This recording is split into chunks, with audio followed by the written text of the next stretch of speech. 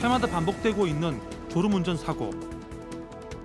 시속 100km로 달리는 고속도로에서는 2, 3초만 깜빡 졸아도 차량이 100m가량을 달리게 됩니다. 눈을 감고 100m가량을 운전하는 것과 같다는 소리인데요. 차체가 크고 많은 인원이 탑승하는 대형 차량일수록 인명피해는 걷잡을 수 없이 커질 수밖에 없습니다. 이 졸음운전과 관련해서는 일반 승용차 운전자들도 일으킬 수 있지만 지금 저희가 통계를 보면 고속도로 졸음운전 사고의 한 절반 정도는 화물차가 유발하고 있다. 이렇게 통계가 나옵니다. 그 얘기는 화물차 운전자들이 다른 운전자들보다는 졸음운전을 많이 한다는 얘기고요. 화물차가 일반 차량에 비해서는 같은 속도를 하더라도 훨씬 큰 무게를 갖고 있기 때문에 이 다른 차량과 충돌했을 때 그 충돌을 당하는 차의 탑승자에겐 상당한 충격을 주게 되고 그 때문에 훨씬 더 치사율이 높은 사고와 연관된다고 볼 수 있습니다. 대형 차량 운전자들도 할 말은 있습니다. 졸음운전이 운전자 개인의 부주의도 있지만 업계의 고질적인 문제도 없지 않다는 겁니다. 뭐라고 표현할지 잘 몰라서. 버스 같은 경우는 공익성이 강한 대중교통입니다. 중고용지하는 지역에서는 버스의 공공성과 안전, 편의성을 높이기 위해서 근무 형태를 일일 9시간, 일을 2교대로 진행하고 있습니다. 그렇지만 중고용지가 시행되지 않는 민간이 운영하는 곳에서는 일일 18시간에서 17시간씩 운전을 하고 있고 이번 경부고속도로 사고를 낸 운전자 김모 씨도 사고 전날인 8일 19시간을 근무한 것으로 알려졌습니다. 근무 시간은 뭐 첫 차부터 막차까지 일하신 거는 한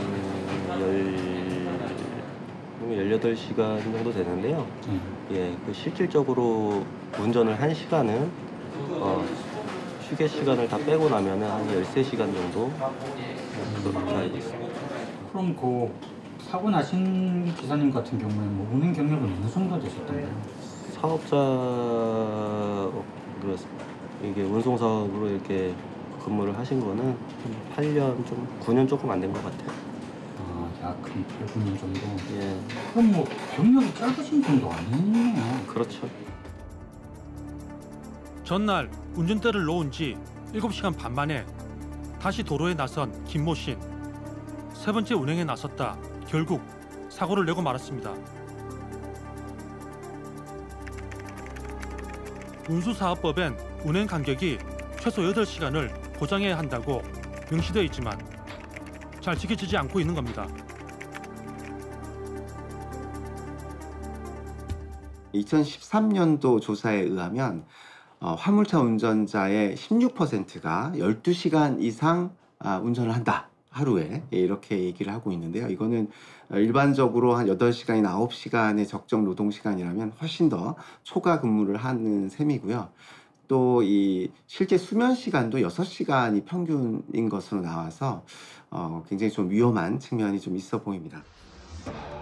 대형 차량 운전자가 4시간 연속으로 운전할 경우 최소 30분은 쉬어야 한다는 의무휴식 규정도 현실성이 떨어진다는 지적입니다.